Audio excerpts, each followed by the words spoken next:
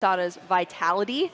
And we're going to see some Radiant Greninja action here in this concealed cards. 2 extra for Emmett to draw. Yeah, for Kieran on this side, you've seen your opponent throwing dark energies all over the place, discarding Professor Sada, which is one of the best cards. So what in the world are you holding in that hand over there? Exactly. And you're looking at it. There's certainly a little more play, but yeah. Sada's. 2 more. That's a lot of Sada, if I do say so myself. Sada. That is a lot of Sada here in our Baltimore top 4, Kyle. But we're over here on Kieran's side of the field now, hopefully to kick things off just as strong for the Lugia player. Of course, we just featured a Lugia mirror match in our top 8, so Kieran is going to be following those same strategies that we saw as far as getting those Archeops into the discard pile. Take a look at the quick look at the prize cards in those couple of Pokemon stuck in there as well, and a couple of energy too. That Mesagoza making it even harder to maybe align some Pokemon that you need to either discard or get down in the first place for Kieran. So did you get a look at the hand for Kieran to start with, Kyle? Nope. All right. We're flying blind. It's going to be a dangerous time, but this is actually just it. That is perfect to see the Ultra Ball double chops. No need to go spinning the wheel to throw away birds. We got everything we need right here. Lining up nice and clean. That's what we like to see. Ultra Ball, double chop down into the discard in those Archeops. Those are going to be able to be sought out later to be able to start accelerating all of these special energies needed and keep up in that prize race that we've been talking about so much. As far as the edge of decks for both of these opponents, now we see 2 pretty solid setups for both of our opponents, and none of them seem to be bricking too hard here in this matchup. Where do you think it goes from here? Of course, Emmett was able to go first. Is that going to come into play here, Kyle? Certainly. I think that Emmett not only has an opportunity to capitalize on an early Lugia V knockout, which we see Kieran respecting with the second Lugia V placed on the bench, but Emmett didn't really have to commit any of those awkward Pokemon, that Squawkabilly, that Mew, that Pecharunt, whatever it may be, just some early Pokemon to target down and maybe steal additional prize cards with an attack from your Lugia V-Star. It's not on board. Really clean setup from Emmett, and it means that Kieran has to either overextend early on or just accept the fact that you're not taking a turn 2 knockout. Yeah, that would be tough indeed, but Kieran churning through this first turn here. Professor's Research is going to help out a bit with that fresh 7 cards to the hand here. You see that beautiful pink card in the hand for Kieran that might come up later, but that's going to be it for the turn. So securing that Lugia V on the bench there, has a missed energy attached as well. And then it's just back over to Emmett now. This is where it gets kind of dangerous, Kyle. You could see some pop-off turns. This is called Turbo Moon for a reason. And we'll see how this kicks off with this concealed cards. 2 cards into the hand for Emmett. What are we working with? A little bit of danger now. Uh-oh. There's no additional energy in hand after the draw from the Radiant Greninja. So if we see the Professor Sada, finding an Earthen Vessel or a Dark Energy would lead to Calamity Storm helping out and trying to deal with this opening Lugia V. But we don't see that yet. PokéStop certainly could help out a little more, but why not thin a little bit here with the Nest Ball? Calamity, Storm, or Frenzy Gouging, they both require the same amount of energy there, but that Calamity Storm makes things, it does the math nice and easy. 220, knocking out a Lugia V, and a Night Stretcher as well coming in clutch here. Yeah, it's typically you don't see this resource used in that fashion, but honestly, just to find a Dark Energy might be enough. Who needs it? We've got Earthen Vessel now to help out, and when you don't have to use resources awkwardly in the opening, maybe you can hang on to those later on. PokéStop has rolled, and it has netted us some cards here. We see the Dark Patch, we see the Earthen Vessel that can discard a card, get those energies out here as well for Emmett. And it's just a matter of what's being played now, and it's that Earthen Vessel. Yeah, once again, it's just a clean board that we see from Emmett. To be able to charge up onto your Roaring Moons, take this opening knockout on the Lugia V. Yes, you're discarding the Stadium, which is also something that potentially comes up in a match like this. You have to count the Stadiums and consider how much damage you're really dealing with Calamity Storm against these misted Pokemon. You really want to remove that mist energy from Lugia V. If you can attack into that Pokemon and not have to worry about any frenzied gouging stuff, that's a free 2 prizes you love. Yes, that would have been perfect math there on the perfect Pokemon, but unfortunately it was a heads there on that Pokemon Catcher, or sorry, a tails on the Pokemon Catcher.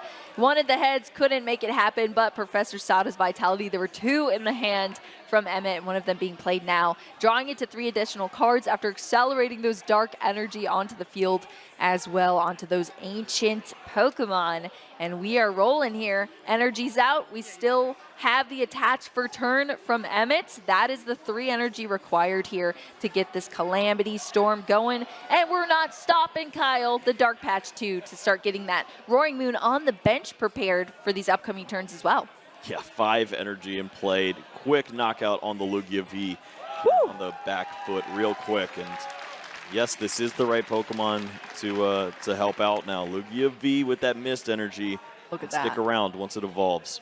Fantastic cards off the prize cards as well in that Dark Patch and a Trekking Shoes that gives Emmett a couple more options on coming up on the next turn. Kieran is going to have to prepare here now, starting off with a Jacques to get some evolutions out of the deck in those Lugia V-Star. Yeah, this feels too safe, you know? This is fair Pokemon, and we don't like fair Pokemon. So use that V-Star that cheats out those Archeops a little bit now, and certainly you have that attack lined up, but it doesn't just work for you. 230 is a tough number to incorporate into the mix. So, that's the play there. Jet, Big Bear. Big Bear indeed. The Blood Moon Ursaluna is actually going to be the choice here from Kieran. This is a card you don't usually see until the later game of our matches, but when you're playing Lugia V-Star, you have the ability to activate these Primal Turbos, get all of this energy out onto the field thanks to those Archeops here after that strong summoning star from the Lugia V-Star, and that means you have a lot of potential to attack with these alternate attackers, which is what we're about to see here in this Blood Moon Ursaluna.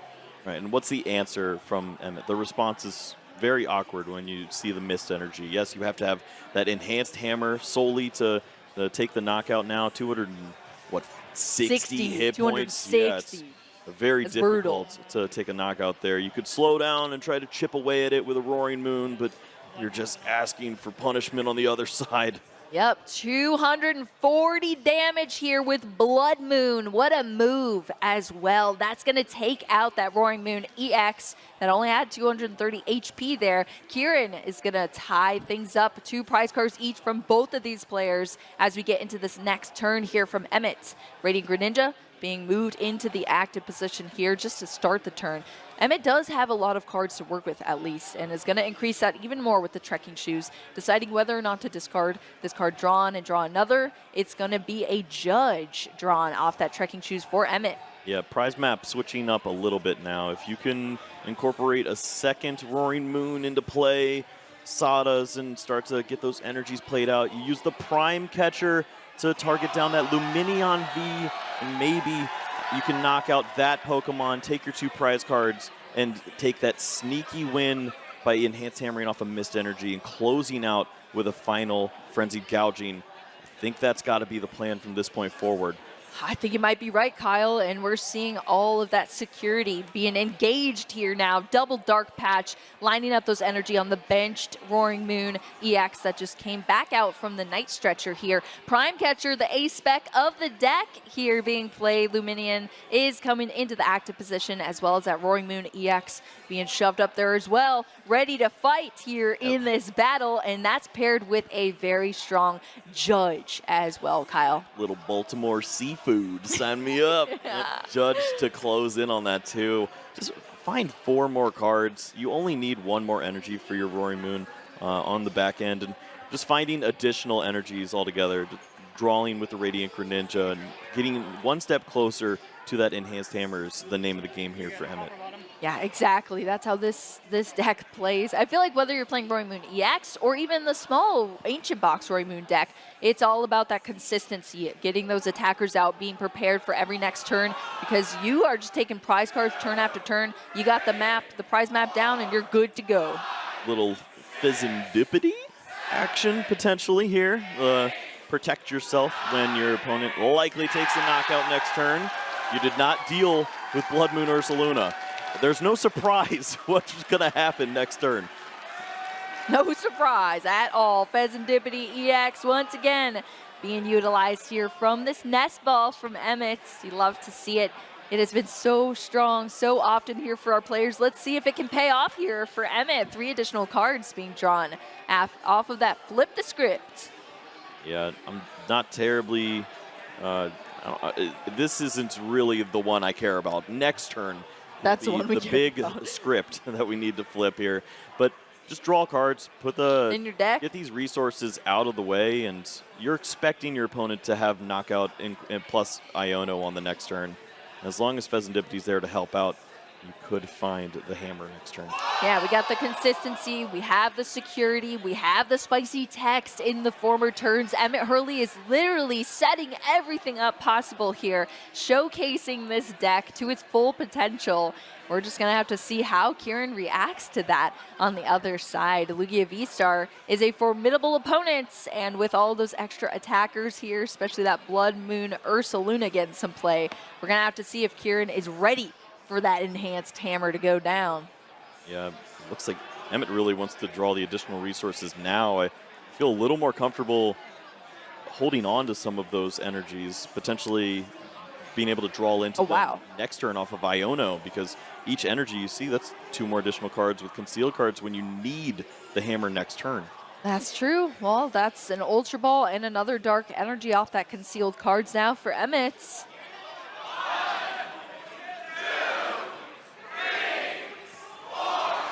Still playing through this turn, nice and steady, nice and slow. We got some crowd action out there as well, Kyle. I don't know what's going on, but it sounds exciting. It's a lot of counting. Yes. We got a little bit of counting here, going on over here. It's, I suppose this was one of the issues that Emmett was looking at. Is, I don't have a stadium. True. That actually is pretty crucial. Yeah, here, Kyle. It's not great. It's not terrible. You're probably getting knocked out either way, but being 30 away from a knockout never feels great, and it does lead to situations like this. Speedwing can take the knockout here now, and Emmett has to deal with a single prize Pokemon in the active spot. It's not what he wants. Oh my gosh, yeah, that is actually so brutal. No stadium in play to utilize off the Calamity Storm here on that Roaring Moon, so it's going to take a lot of damage here. 200 to be exact, attacking itself and taking out that Lumineon V. Is going to be another 2 prize cards. Still has only 2 left to take for this next turn to close out this game here. But like you said, that's a single prize Pokemon, Kyle, in the active position. That's taking a 2 prize knockout right now here with Speed Wing. It is very speedy indeed with that knockout on that Roaring Moon EX. And it's up to Emmett now. Can he close out the game here, Kyle? The hand was not disrupted. There are Pokemon catchers in the deck, so it doesn't have to be boss's orders directly. But I think we'll find out very soon. Nest Ball to thin out. If there's anything left, there's a bundle, but there's another Archeops to consider there. Just thin this card out. Draw with the Radiant Greninja. Maybe you find the Pokemon catcher, the hammer, whatever it may be to help out. Getting closer, but not all the pieces are there yet. I mean, where does he even go? There's PokéStop. We can spin the wheel. That's true. It's a combination of item cards you're looking for at this point. If you find the Pokemon Catcher plus Hammer, you're there. I think Boss's Orders is actually in the hand, so if you're able to spin the wheel, find the hammer itself, you can have that combination to take a knockout on either the Lugia or the Ursaluna. Yeah. Yep, we're going to have to see if the cards fall into Emmett Hurley's hands here, if he's able to pull off this turn. This is the pivotal start of the match. Iron Bundle is going to be used here to bring up just the other Archeops now. Mew EX coming down onto the bench here for Emmett as well. Oh, yeah, Emmett actually able to play this hand down fairly well at this point. We get to do some counting ourselves. 1, 2, 3.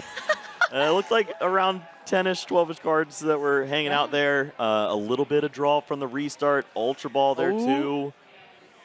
Oh, Play your energy for the turn. PokéStop is in play here now for Emmett. You just slammed the ball. Oh, he wants to draw first. We'll see how this works. All right, 2 cards. Pokémon Catcher. Maybe then you can switch your supporter for the turn. Yeah, that's true. That's an option here for Emmett. Is going to start off with this Pokégear. Top 7 cards can net you a supporter if you see it in there. We're also going to see the resources that are in the deck here now that Emmett's looking at as well. Oh, we don't like any of those. Nope. Yeah, none of them. Y'all don't work. Exactly. Reshuffling here. Maybe the other ones were just at the other side of the deck, I guess, Kyle? Could be. I think you try the Pokemon Catcher, see where you're at, and if this hits, you can Ultra Ball away the boss's orders, draw 3 cards, heads. That's a big hit. That is huge. Heads, bringing up this churning, Blood we're burning. Moon Ursaluna into the active. Churning, burning indeed, Kyle. Looks like pile of items, which is great news for a player that's going to see 3 additional cards by way of the Mew, 3 additional cards potentially by way of the Pokéstop. A lot of draw here. I mean, yeah. And remember, supporter was not played yet, so there are Sada to draw a little more too. Yep, and that is the energy being attached for turn. This is the 3 off the restarts, restarting this hand from Mew. That's no energy to thin out with the Vessel. Trekking Shoes to thin down even more. Looks like taking a quick count here. Yeah, there's Pal Pad, which then you need to consider if you use PokéStop first in that mix. Yeah. If you use the PokéStop now, well, let's just try the shoes. Trekking Shoes. What was it? It was a Night Stretcher. This is going to be the card to hand. Just another PokéStop. Oh, this is so close. Gosh. This Fezandipiti's rolling now. Well, look at that. There's a few more cards to see with the PokéStop now. Spin the wheel, flip it all over. There's the hammer. And we're going to take that mist energy right off the board. It lines up so smooth. Frenzied gouging to take those prize cards, and we're moving on to game 2. That is the only card you needed to see. A 1-of tech of that Enhanced Hammer, removing that mist energy that was protecting that Blood Moon Ursaluna from just being